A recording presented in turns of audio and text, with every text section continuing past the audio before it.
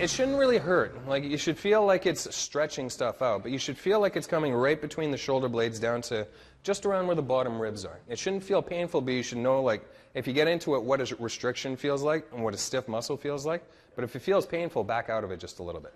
Like, you should never get to the point where you feel pain. You should always feel like it's doing something, you can breathe, but you feel like it's stretching in a good way rather than, oh my God, I'm going to tear something or it's going to break or rip or something like that. Yeah, and if you get into that rotation, you start feeling things like in your bicep tendon or your pec.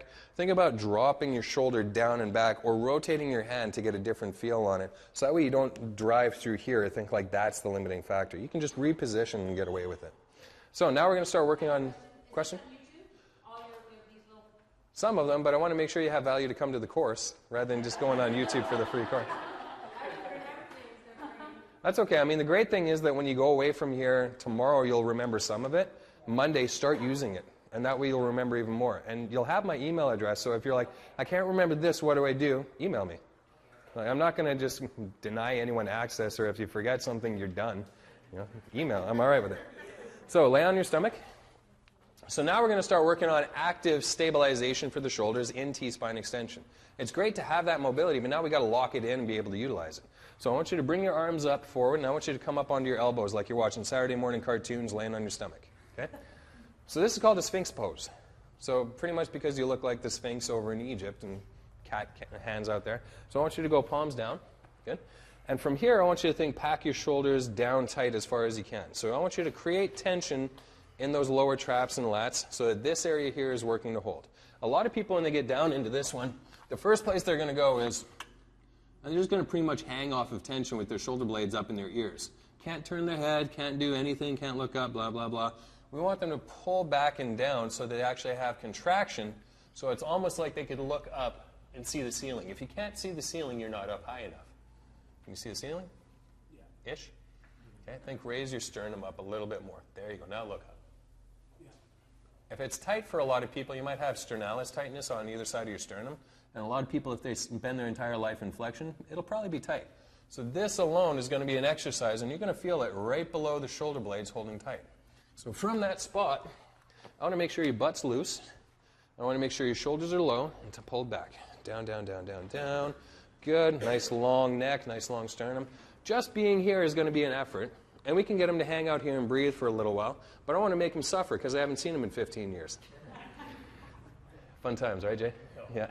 So what I want them to do from here is be able to create stability, but then I want you to glide this arm forward about 3 inches. Here's the kicker. I don't want you to lean towards or away from this arm, and I don't want that shoulder to slide up into your ear. So I want you just to stabilize on this side and just glide this arm forward. Glide just a little bit without rotating. Now, if he has issues with that, I could just do this. Push him in and say, don't push into me. And then back. He's got to be loose in his butt. Yeah, I know. So I want him to have all the tension come from up here.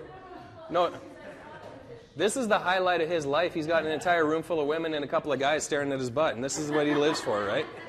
So he's having fun. So shoulders packed and down. Good.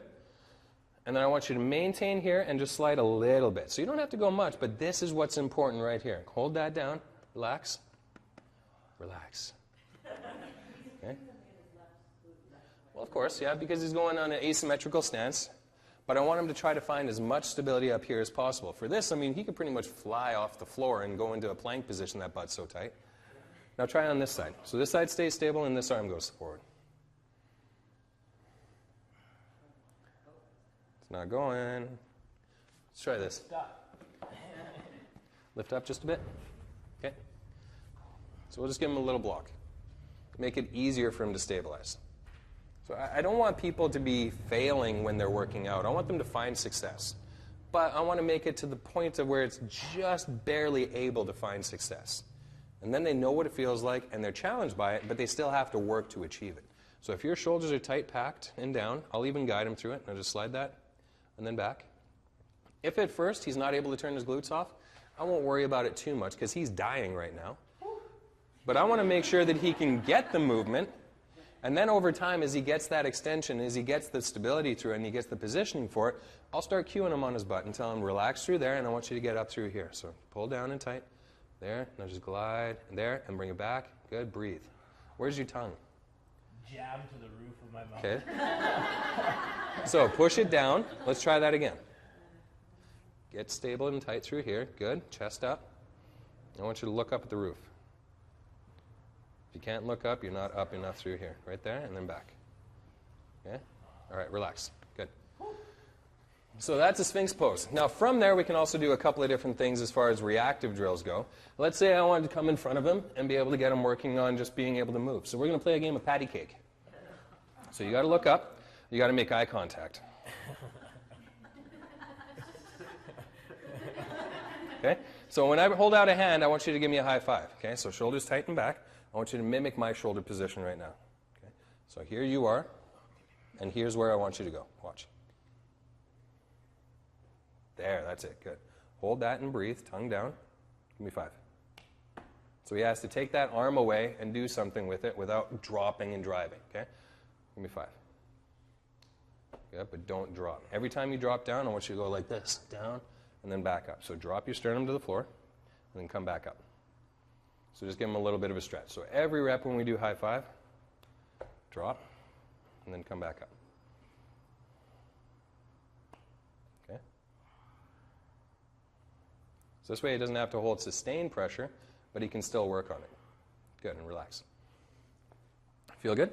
Oh, yeah. Ish? He hasn't sweat this much since Fran. All right, so this is one way that we can get thoracic extension. Another way that we can work on it is by doing without elbows. So let's pull that ballast out of there. Bring your arms, come right down to your stomach. And that position that we were in before where your arms are down to the side, that's a great starting point. Now I want you to bring your arms up over your forehead so you make kind of like the Rockefeller diamond in front of your forehead, not the back of your head. Okay? Yeah. Okay, now lift your head off of that as high as you can. As high as you can. Good. And I want you to slide your hands forward and lift them off the ground. But don't tighten your butt. So I want you to think everything is coming here. Now you may not be able to get too high and maintain to be able to slide out. So if anything, bring your head down just a bit. Tongue in the bottom of your mouth. And I want you to breathe. By itself, active endurance for a thoracic spine.